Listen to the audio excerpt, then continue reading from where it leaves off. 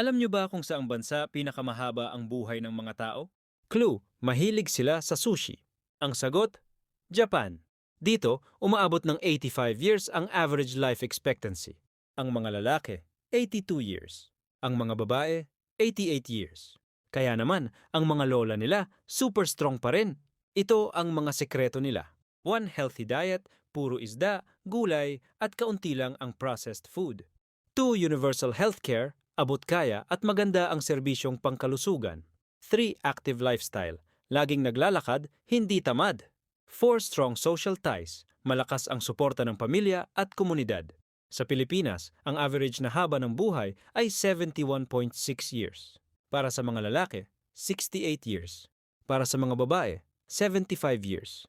Mas mahaba ang buhay ng mga babae, kaya saludo sa mga nanay at lola natin. Maraming factors ang nakakaapekto. Kalusugan, access sa ospital at gamot. Lifestyle, yung mga paborito nating lechon at inuman. Kamusta? Kondisyon sa buhay. Mahalaga rin ang edukasyon at trabaho para masiguro ang maayos na pamumuhay. Kung gusto natin humaba ang buhay, simulan na sa masustansyang pagkain, ehersisyo, at stress-free na pamumuhay. Kaya mo yan!